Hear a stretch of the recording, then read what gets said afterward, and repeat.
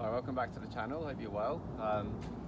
Today I want to share with you something kind of cool and very rewarding in the long run, and that's collecting seeds for bonsai. Obviously we just started into October now, and it's a great time, to go out and start collecting bits and bobs. I'm very lucky here to have a flexible garden, obviously, to wander around and pick up certain things, and we've got Japanese maples here, there and everywhere.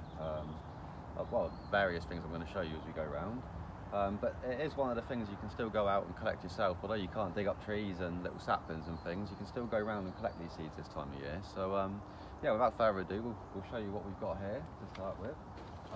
This tree normally kicks out loads of really viable good seed. I don't think it's actually grafted either, but obviously there is other maples around here, so we're kind of getting hybridized versions of it. In summer it has a really yellowy kind of bright leaf. This it's got quite a maroony kind of green, dark green it's gone in places. So with the sun this year, even though this is quite sheltered, it's been a kind of odd year, and with the drought of course as well, the seeds are nowhere near as good as they would normally be, but there is still some good ones on here, and we'll get that out of the way. I'll just show you what we've got there. So you can see the majority of those ones look all right. They're not brilliant, that's a good seed there. And notice how that's still a bit small really versus some years, but notice how it just pulled away there as well. So this is again the timing of this video, the start of October in the UK here. Seems to be a good time this year to go out and start picking some of this stuff. So we've got those there, and if we look around, there is more on here. This is usually covered in them, but again the drought of this year really has it's made things suffer. There we go again. So couple there, again not a brilliant seed there, but I daren't say it would probably grow. So there's that tree. Like I say, I could spend a while here picking some of these off. What I tend to do is just kind of grab, on a good year you just grab the kind of cluster as it were, gently with like a sort of claw hand, pull them away, and then you'll get the handful there. But this year there's a lot of waste ones, and that'll probably be a slower way of doing it in a way. Yeah, so Japanese maple there from seed. We'll go into these later, what I'm going to do with them, but we're just going to wander around the garden for now and just collect a few bits and show you. We'll go back to the greenhouse and kind of show you what we're going to do with each of these things that we collect. So there's a few other, before we move on, there's quite a few things in this little area. I just want to show you briefly. They're not like guaranteed success or anything, but we've got this old larch tree here, and down below you might find, if you go out collecting seeds again, you might find the odd stick that's fallen from the top there. Now larches tend to hang on to the cones, so they're not likely to fall off with a ripe, a fresh cone's not likely to fall and be ready there to collect. But you do find in woodlands where there's been heavy winds or whatever, some of these branches get broke down.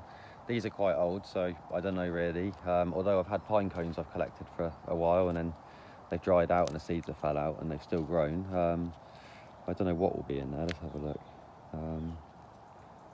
So even in there, there's still seeds. There you go, if you can see them. There's a seed there and there's another one just below it. So there is seeds in there. A couple more notable things down here that I know have definitely viable seeds, because I find them everywhere around the garden. A lot of the field maples that I was finding at the start of the year in some of my earlier videos come from this exact little patch here and in the hedgerow. Absolutely teeming with them. If I show you here, we've got probably, maybe last year's that got a bit stunted, because it's a very dry area here, so the things can be a bit older than they look in this kind of environment. So that maybe is a second year one. This one would have came up this year, and there's literally hundreds in there, and then come spring there'll be loads more. So always good to look around there for some interesting shapes. I think a rabbit or a deer had been eating them, the tops off them, and kind of made some quite interesting little shapes there. So I always have a little look through there. And again here, we've got an English oak. Right over the floor here is just a carpet of little acorns. These will be a pain in a few weeks when it comes to picking up leaves. These weigh the double, they make you, well, they're not the best ones there. Nice little acorn. And again, you can't go digging up the plants, but you can collect the seeds from public land, or if you've got permission to be on the land. So they're there. And again, on the low hanging branches, nice little acorns.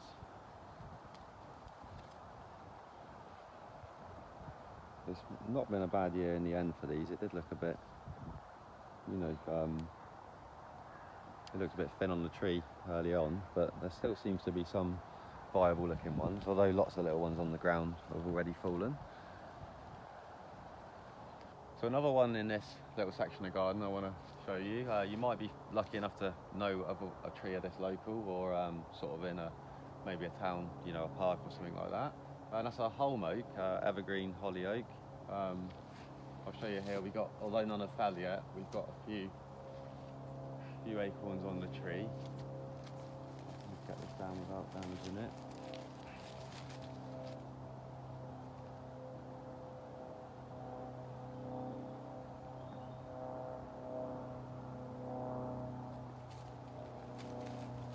Now these, I guess, could be collected over the next couple of weeks. They're not quite ready yet. It won't be long till they fall. So yeah, something if you do know of a local tree, maybe to keep an eye out for.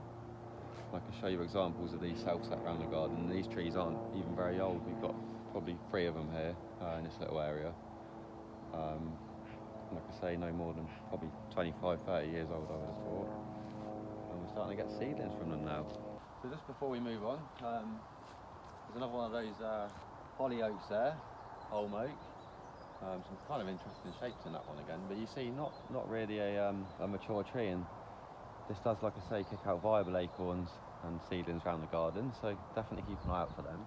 And I just wanted to show you here this conker of some description. I don't know the exact variety of this, but it's the autumn colours on that one, quite nice. And I have occasionally found conkers below here, none this year at all. I have found the shells, so maybe the squirrel was beat us to it.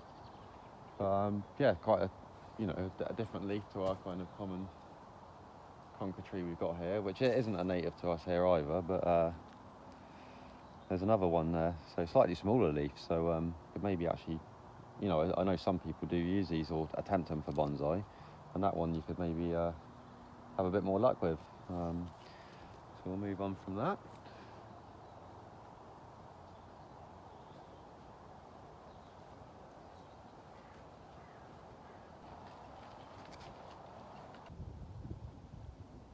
A really nice view through the grotto. Obviously we've got a good time in here. The morning sun's kind of hitting that creeping Virginia there, just coming into its autumn colours as well. Really nice view there.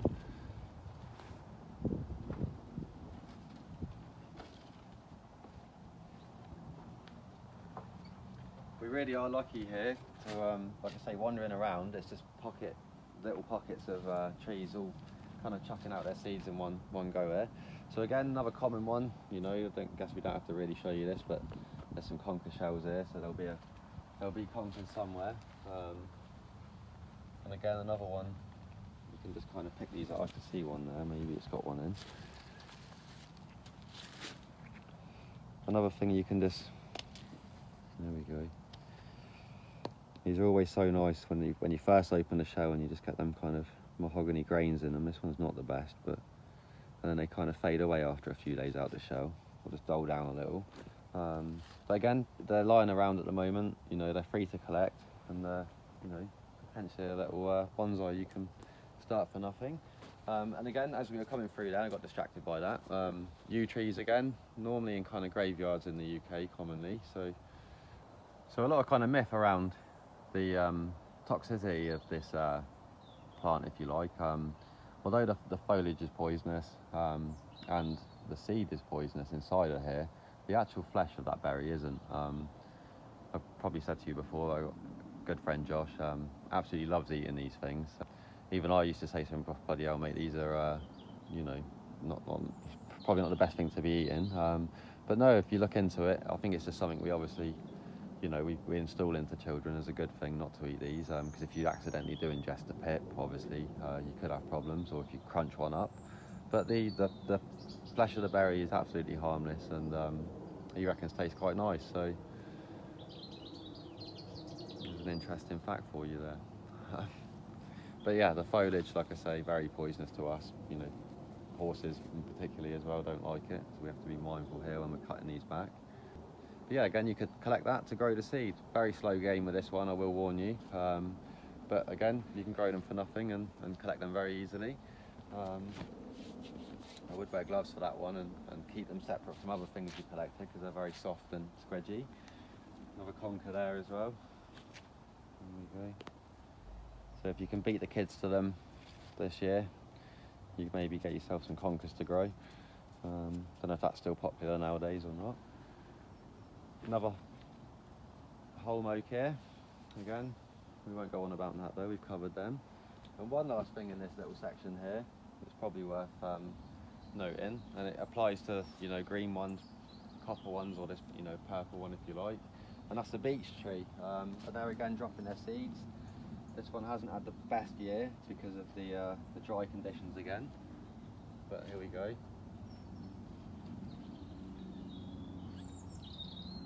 And I probably will collect a few of these myself this year because they are purple beech, and I've seen these coming up around the garden occasionally. So you get this outer husk there, or shell, sorry, if you like, and then inside maybe 2 of these, 3 of these beech nuts, as they're called. They're a nut as well, and again they're another good seed, I'd say, and then versus them ones I just picked up.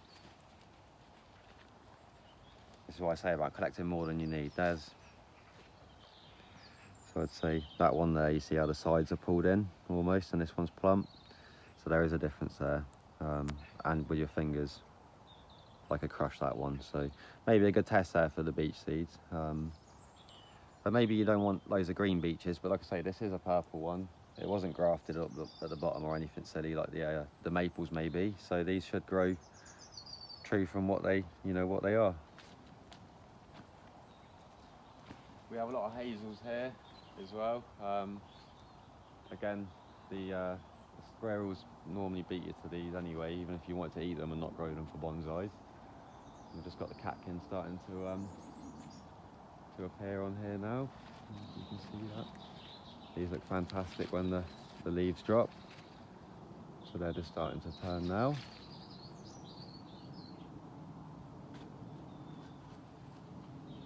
Again, while we're on this little area, we'll show you this golden yew we've got, or the Irish yew, covered in fruits as well. So there's potential there to collect some of these. And these do pop up true from seed around the garden with that nice golden edge. So they grow well from the seeds. Again, just distributed by animals or the you know, the fruit drop in. We have another maple, Japanese maple here. I'm not sure of the exact variety of this. It's very common, the leaf. I know I've seen that before. This normally puts on a really nice autumn colour. This year again, the dry and the drought conditions we've had haven't been the best. And it normally grows quite convincing looking seeds. They look quite viable, don't they, those? I did try some of these last year with no success. I think I found embryos in them.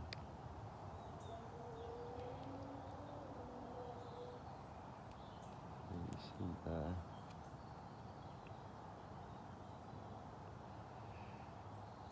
They do have a little embryo in them, so maybe I just got something with the processing wrong, or a little bit early. Maybe they were last year. I think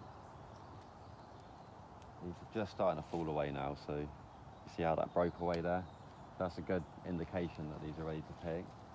Like I say, you know, it's not been the best year all round for acer seeds, it seems, in this garden, but maybe not where you are, so it's still worth a look.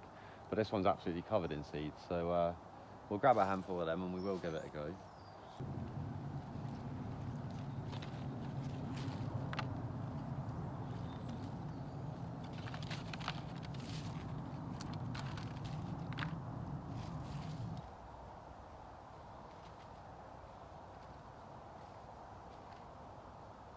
So another one I'm gonna attempt this year, and probably out of everything I'm showing you I'm collecting or you can collect, one of my ambitions, as it were, is this Acer paper bark maple.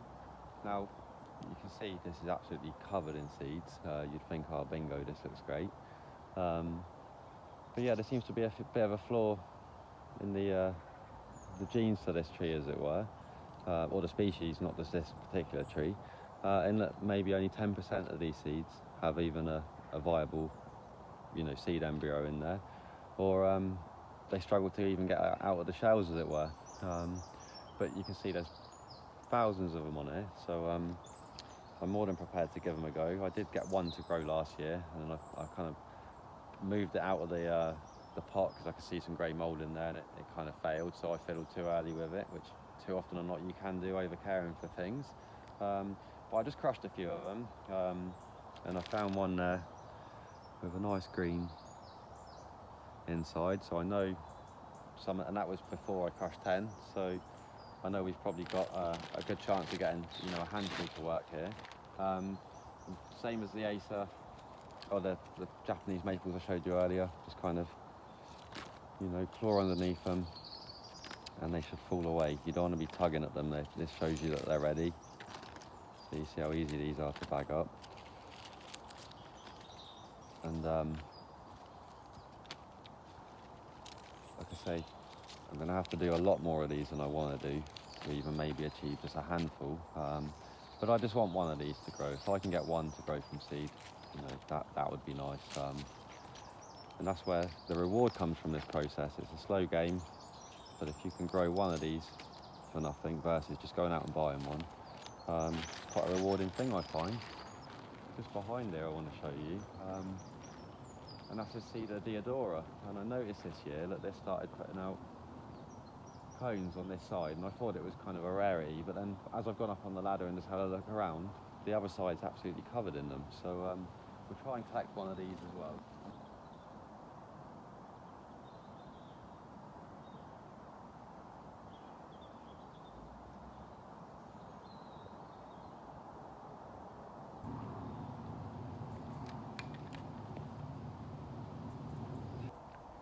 Right, so I've prematurely, I think, cut a couple of these Cedar Deodora cones off of that. Absolutely covered in resin, and they smell great as well, but whether there's seeds in there still at this stage. Now this one is starting to kind of grey off and open up at the top there, so maybe if we let that dry out, that will have seeds in. But what you really want to aim for with these, they break up on the tree again, a bit like the larch, so the likelihood, and you end up with this kind of candle in there, the likelihood of finding the whole cone ready is unlikely. But if you see a broken branch or lower down branches, I know in our local area here there's numerous Lebanese cedars, Deodoras and the Atlantic blue cedar, where there's a lot of low-hanging branches, and it's kind of interesting actually as we wandered over here to show you that. I've just noticed there's a little cone there.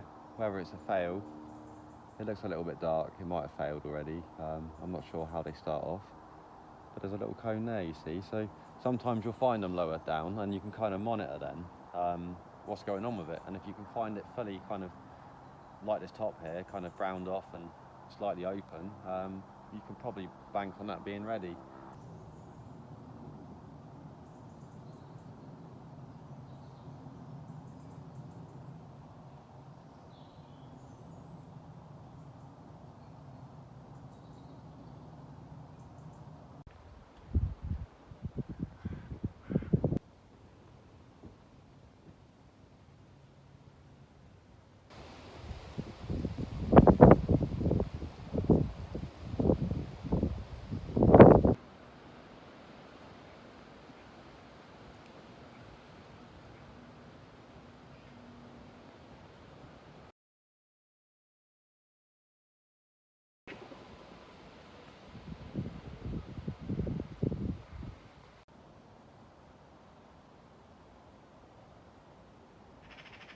Well, as promised, we're back at the greenhouse and we're going to show you what we're going to do with our bonsai forage, as it were.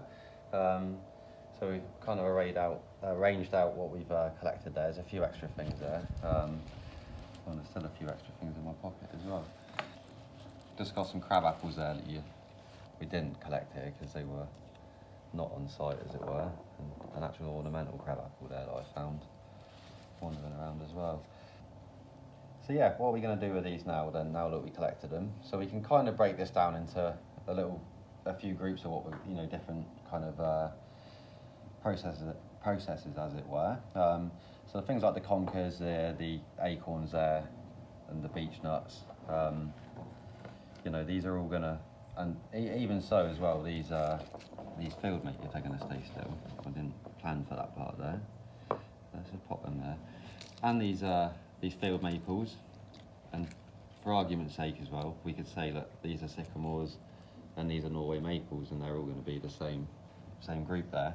So really, with all of that lot there, it's all the basic stuff. You know, wild in Britain or British natives, or you know, these were introduced as well, and so was the sycamore, say.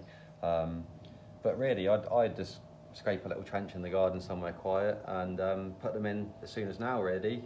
So as we picked them today, get them straight in the ground. And let winter kind of take control of that. They'll go through their natural kind of process, as if a squirrel or a rook or whatever, a jackdaw had cached them away, buried them in the ground, and they just do well as they are, especially these field maples, you know. Again, really, it's not that they don't grow easy in wild, it's just you can take some home and grow them legally wild, you know, and you've got your own trees there for nothing. So yeah, that little group straight in the ground, and again, that's the conker there, the oak tree, field maple, sycamore, Norway maple, beech tree. They're purple beeches as well, as we know, so they're kind of special, so more of a reason to go and collect some seeds. And you know, by next spring you should have little seedlings coming up.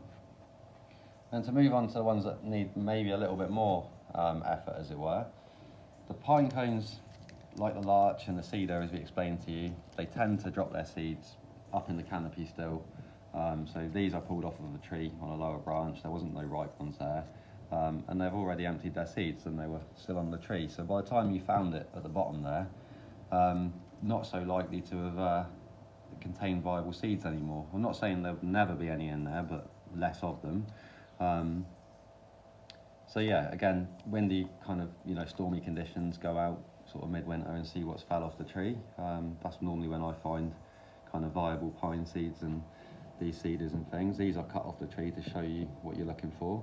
And the Lebanese cedar, the Deodora cedar and the Atlantis cedar all have these upright facing cones, and by the time you get to it, as you'll see in that little clip in the video earlier, it's normally like a little candle spike sitting there with just a few of these scales left at the bottom, so not really any viable seed.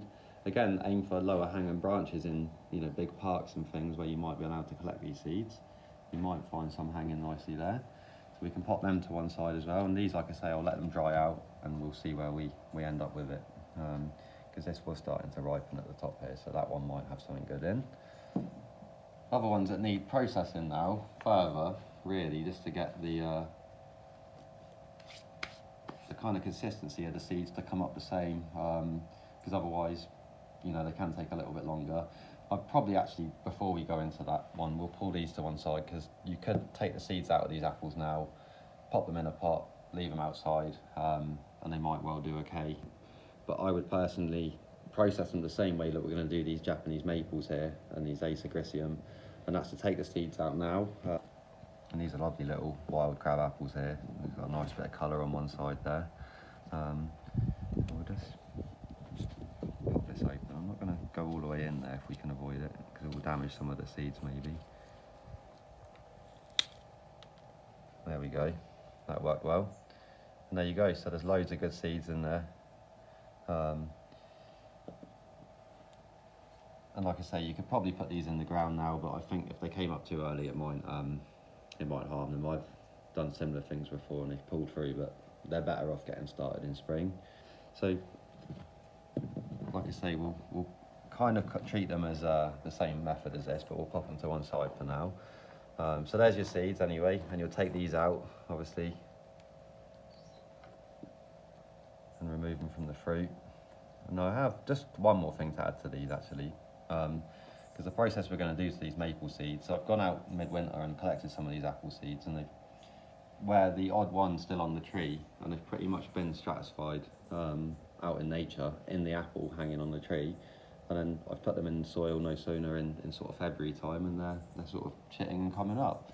But really easy to grow from seed, and they do grow quite quickly as well, so it's not like you're going to be waiting forever for it to thicken up and things. See what we've got in this one. So yeah, a good couple of seeds in there. That one doesn't look great, just because of kind of, you learn to know what a good seed looks like, but you see it looks a bit dehydrated and sucked in kind of thing. And these ones here look a little bit plumper. That one looks good there. So I don't say there's good seeds in there as well. So there's a couple of crab apples there.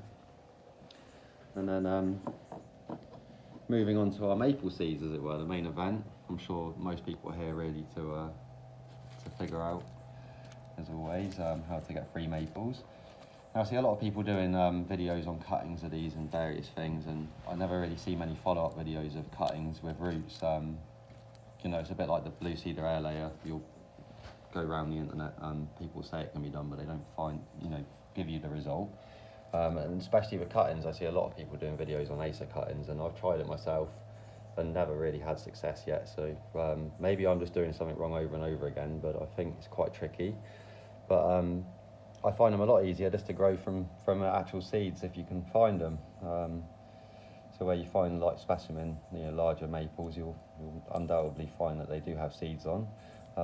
This was that weird leaf variety. Well, not weird leaf, I'm sure loads of people know what it is, but not like your usual kind of Japanese maple, more of a small tree, this one.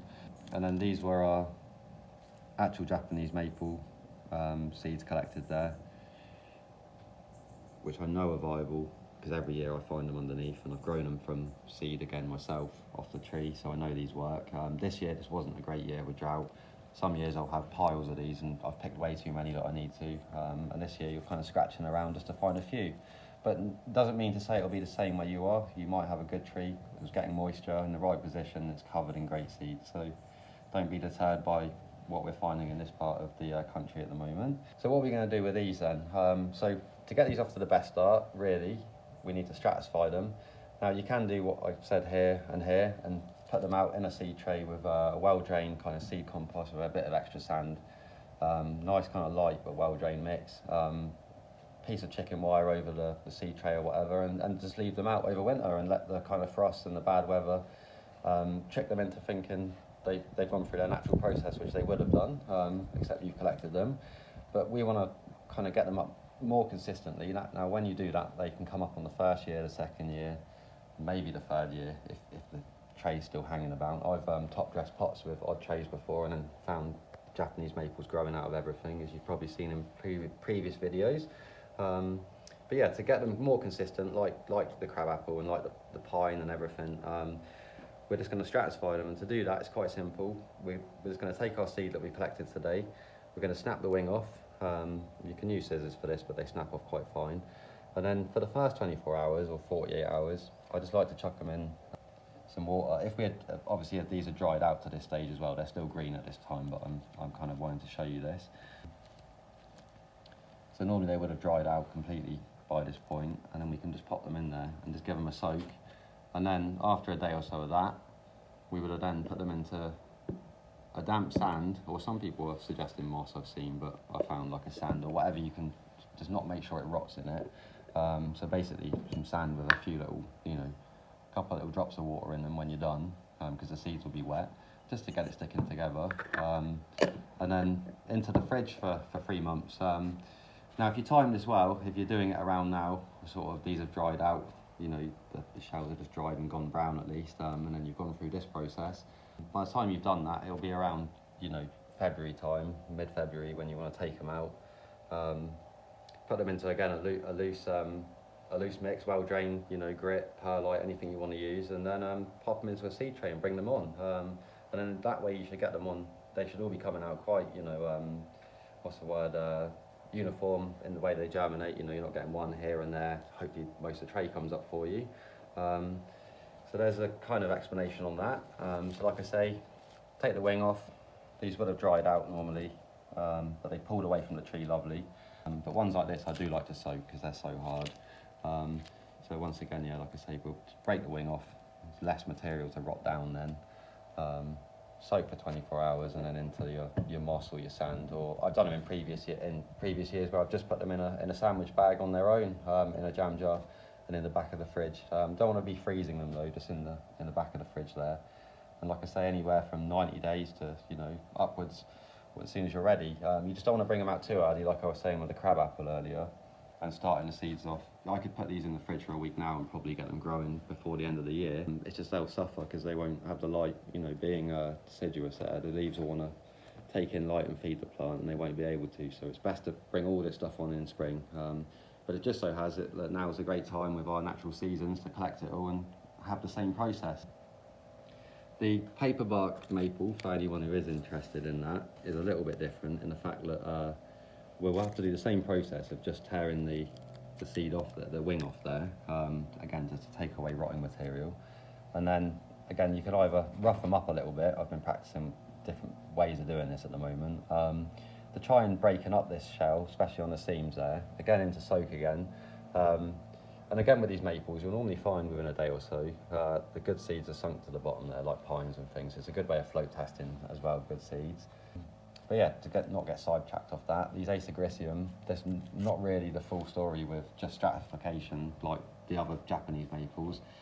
These, once you've gone through that process, it's best to actually try and remove the seed embryo from the actual the shell there, and then just grow it in a perlite or vermiculite medium only, just because they really don't do well at getting out of these shells. They're a little bit too tough. But yeah, that's about it for those really. So I'll just show you some examples then of seeds that we've had success with and things that I've grown from seed, so you know that, you know, this isn't nonsense and it does all work. We've got a variety of things here on the bench. Some of you may have seen in previous videos before, some of which I haven't got seeds here for today as well, so it's good to show you, you know, at least the product of that.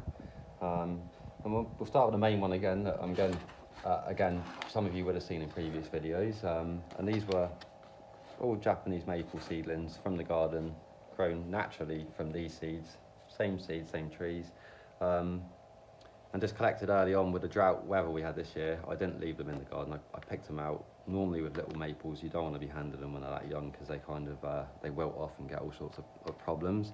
But in the moss here, they've just done fantastic. Again, I've got to pot them back on, but you would have always had to do that in spring anyway. Let's just see if we can show you some of the root there. So some really nice root. They're still going as well. And even down to little bits like this, which I think was a cutting that a slug had almost eaten off. It's hung on there. So a really nice tray there, and good autumn colours coming there as well. And we'll do something with them in spring. But again, just shows you that the seed is viable, it will grow. And I've got various other little ones in pots that from stratification, you know, where I've processed the seed myself. But this was just a good year for them. You know, the right conditions for the seeds to grow well. Other things we got from seed here, these redwood, giant seconders. For years and years I've looked around the bottom of trees trying to find these, you know, you think with the amount of cones that you see under there, which has a really pretty cone as well, you think, oh, I'd find one of these growing sooner or later. And again, kind of like the yew trees, they're normally in sort of churchyards around these areas, but never found one growing. So last year I had a job. They've got, I think, an avenue of about 8 of these in the garden, really big, you know, 150-year-old trees or whatever. For that age, they've got really big. And they had to sweep up the cones off the lawn every year. They had probably a half-ton pile of these, which I spent one of my lunch breaks just banging out and collecting the seeds. Grown at the mid-year sort of thing, probably the wrong thing to have done. But they did sort of pop up at the end of the year, overwintered, and out of a tray of thousands, I got 2 there. So this is what I say about overcooking it a little bit with how many seeds you collect. You know, obviously things that are sure bets, you know, like the field maples and that, maybe not go so mad on, but some of the harder things like that, grab more than you need. So another good example of free bonsai from seed, as it were, this Monterey pine. Now this is a big cone pine, something that I collected probably two years prior to actually even growing the seeds, because it was kind of, it was obviously damp outside and it was all done up, as it were. Brought it in the house maybe a few years later for whatever reason, and it dried out and all the seeds fell out, and I thought, well, probably not going to be viable. It sat there for a while, and I had probably 40 of these grow up out of that cone. So really, and the cone itself seemed quite young as well. I was saying about taking mature seeds and like these cedar seeds, you know, it was one that a storm had obviously knocked down, and a couple of years later, yeah, still viable. And the beauty of this was, I cut the tap roots on these early, and you can see the budding around the bottom there, all them branches. And it's not the only example of them. Quite a few have come out like this. You see some extensions here, and that's I guess that's one year old probably now, maybe. What would it be? Yeah, I'd imagine actually maybe a full year and a bit then, sorry on that. And moving on again, another good example from seed. We got our crab apples here from earlier, and there's a crab apple from seed. And that again is 1 year old, and I've already bent it around there. It's growing quite tapered as well for some reason already. But yeah, really quite, I think by spring next year that will put out quite a bit of growth. We'll leave this as it is, kind of really pull. We'll take the wire off obviously, we don't want bite happening in there. Yeah, really happy with that for a 1 year old seedling. So it's a good example already. These I'm really happy with. These are cedar. I'm sure they're Lebanese cedars from seed. And you can see there, again, popped up last spring, so here we are now in autumn, and already kind of notably thickening, and loads of side shoots, again, because the taproot was cut. I think these are just sort of spread out. And as the roots obviously kind of, mature in there and we get a bit more, I'd imagine these will bulk up quite quickly the way they're going. So something that's no more than a year and a half old, I'd say. Really good.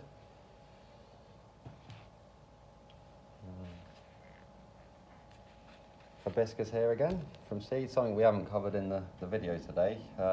There is probably some on there, but the reason I've pulled this one in today to show you is this was grown from seed, and then lo and behold, now a few years on, I've got a flower that I didn't take off that's actually set, and that'll be full of seeds. And these grow quite well from seed. Same process really with the stratification. They want to have a cold snap to kind of get them moving, but you could just sprinkle it out in a garden or something, and they'd more than likely pop up, because I've found them growing out in the garden on numerous occasions. Tend to be grafted, so you never know what colour you're going to kind of get. But kind of I got dark blue, light blue, mauvey ones, white, and they've all just been from cuttings and seedlings. So that's always good. So yeah, we'll keep an eye on that, and when that opens up, we'll collect the seed from that and grow it and see what we get from that one. And there's maybe a couple more actually I'll show you here, so I'll gather them up.